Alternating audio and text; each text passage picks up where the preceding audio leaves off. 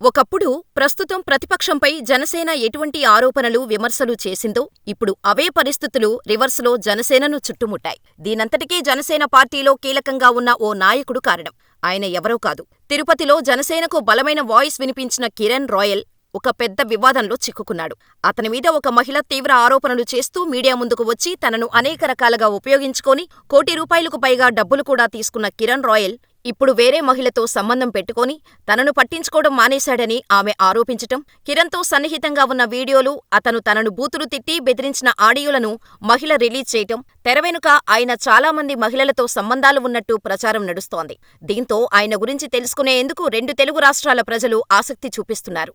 ఇంతకీ ఈ కిరణ్ రాయల్ ఎవరు? ఈ వివాదానికి కారణమేంటి? కిరణ్ రాయల్ తిరుపతికి చెందిన వ్యక్తి కాదా? రాజస్థాన్కు చెందినవాడా? అసలు ఆయన బ్యాక్గ్రౌండ్ ఏంటి? రాజకీయాల్లోకి ఎలా వచ్చాడో ఈ వీడియోలో తెలుసుకుందాం. కిరణ్ రాయల్ జీవితమంతా వివాదాస్పదంగానే ఉంది. కిరణ్ రాయల్ అసలు ఏపీ రాష్ట్రానికి చెందినవాడే కాదని ఆయన రాజస్థాన్కి చెందిన వ్యక్తి అన్నట్టుగా తెలుస్తోంది. సుమారు 25 ఏళ్ల క్రితం తిరుపతికి వలస వచ్చిన కిరణ్ తన బతుకును గ్రూప్ థియేటర్స్ నుంచి ప్రారంభించాడు. చిరంజీవి సినిమాలకు బ్లాకులో టికెట్లు విక్రయిస్తూ ఆపై మెగాస్టార్ ఫ్యాన్స్ అసోసియేషన్ నేతగా ఎదిగాడు. ఆ క్రమంలో ఆర్థికంగా నిలదొక్కుకునేందుకు రైల్వే స్టేషన్ ఎదురుగా ఓ హోటల్ యజమానిని ఒప్పించి కిల్లీ కొట్టు ఏర్పాటు చేసుకున్నాడు. అప్పటి వరకు అతను కిరణ్ గానే అందరికీ పరిచయం. కిల్లీ కొట్టులో మాదక ద్రవ్యాలను సైతం విక్రయించే ఈ స్థాయికి ఎదిగినట్టు ఆరోపణలు వినిపిస్తున్నాయి. అంతేకాదు, కిరణ్ ఇంటి పేరు రాయల్ కాదని, స్థానికంగా ఓ బలిస కుటుంబానికి చెందిన యువతిని పెళ్లి చేసుకోవటంతో కిరణ్ రాయల్గా పేరు మార్చుకొని చలామణి అవుతున్నట్టు ప్రచారం జరుగుతుంది. అసలు విషయమేంటంటే, తిరుపతిలో సెటిలైన కిరణ్ మెగా ఫ్యాన్గా చిన్నప్పటి కార్యక్రమాలు చేపడుతూ చిరంజీవి దృష్టిలో పడ్డాడు. మెగా ఫ్యాన్కి జిల్లా అధ్యక్షుడిగా రాష్ట్ర పదవిలోనూ కొనసాగాడు. ఈ క్రమంలో తిరుపతి నగరంలో బలిజ సామాజిక వర్గానికి చెందిన మహిళను పెళ్లి చేసుకున్నాడు. తదనంతరం కిరణ్ రాయల్గా పేరు మార్చుకున్నాడు. ఇంతలో చిరంజీవి ప్రజారాజ్యం పార్టీ స్థాపించటంతో కిరణ్కు రాజకీయ ప్రాధాన్యత ఇచ్చారు చిరంజీవి. ఇక మెగాస్టార్ చిరంజీవి తిరుపతి ఎమ్మెల్యేగా ఉన్న టైంలో కిరణ్ చాలా అక్రమాలు చేసినట్టు కూడా చెబుతారు చాలామంది. చిరంజీవి అభిమాని కావటం, పార్టీ వ్యవహారాలు చూస్తుండటంతో శ్రీవారి దర్శన సిఫార్సు లేఖల వ్యవహారం మొత్తం కిరణ్కు అప్పగించారట చిరంజీవి. ఈ క్రమంలోనే సిఫార్సు లేఖలను కిరణ్ రాయల్ అక్రమంగా లక్షల రూపాయలకు విక్రయించి సొమ్ము చేసుకున్నాడనే ఆరోపణలు ఉన్నాయి. ఈ విషయం చిరంజీవి చెవిన పడటంతో ఆయన కొంతకాలం పాటు కిరణ్ను పక్కన పెట్టారు. ఆ తర్వాత నాగబాబు ద్వారా మంతనాలు నడిపి మళ్లీ మెగా కుటుంబం పంచన చేరాడని తెలుస్తోంది. ఆ తర్వాత పవన్ కళ్యాణ్కు దగ్గరవుతూ జనసేనలోనూ కొనసాగాడు. ఇలా తిరుపతిలో జనసేనకు కిరణ్ రాయలే పెద్ద దిక్కుగా మారాడు.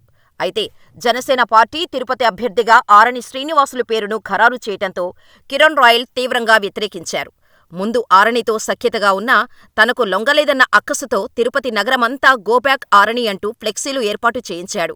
ఎన్నికల సమయంలో ఈ ఫ్లెక్సీల అంశం రాజకీయంగా కుదిపేసింది. జనసేనలోనే ఉంటూ ఆ పార్టీకి నష్టం చేకూర్చేలా వ్యవహరించటం ముఖ్యనేతలకు నచ్చలేదు. మెగా ఫ్యాన్ అసోసియేషన్ నేత కావటంతో మందలించి వదిలేశారు. మొన్నటి వరకు ఎమ్మెల్యేతో ఉప్పు నిప్పుగా ఉంటూ వచ్చాడు. ఇప్పుడిప్పుడే కలుస్తున్నాడు. ఇంతలోనే ఓ మహిళ కిరణ్ రాయల్ జీవితాన్ని తలకిందులు చేసింది. మీడియా ముందుకు వచ్చి తిరుపతి ఇన్ఛార్జ్ కిరణ్ రాయల్ నా జీవితం నాశనం చేశాడు. 1.20 కోట్ల రూపాయలు తీసుకొని మోసం చేశాడు. నన్ను అప్పులపాలు చేసేశాడు. అడిగితే మమ్మల్ని చంపేస్తానంటూ బెదిరిస్తున్నాడు అంటూ ఓ మహిళ విడుదల చేసిన ఆడియో, వీడియోలు రాష్ట్ర వ్యాప్తంగా సంచలనం సృష్టించాయి. ఆ వెంటనే రాయల్ రాసలీలలు, బ్లాక్మెయిలింగ్ వ్యవహారాలు ఒక్కొక్కటి బయటకు రావటం మొదలైంది. పార్టీలోని మరో 2 మహిళలతో అసభ్యంగా ప్రవర్తించి పార్టీ పదవులు ఎరగా చూపి లోబరుచుకున్నట్టు ఆరోపణలు ఉండటంతో జనసేనాని పవన్ కళ్యాణ్ పార్టీలో అంతర్గతంగా విచారణకు ఆదేశించి అప్పటివరకు పార్టీ కార్యక్రమాలకు దూరం పెట్టింది.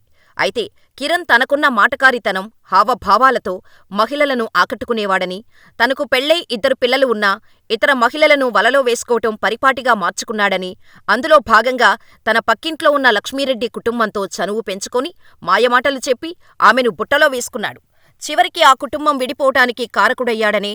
అతడి మోజులో పడిన ఆ మహిళ కుటుంబాన్ని వదిలి కిరణ్ కోసం అప్పులు చేసి డబ్బులు ఇచ్చిందని తెలుస్తోంది. అయితే తిరుపతి జనసేనలో కిరణ్ రాయల్ కీలకంగా వ్యవహరిస్తుండటంతో ఈ వివాదం ఆ పార్టీకి పెద్ద తలనొప్పిగా మారింది.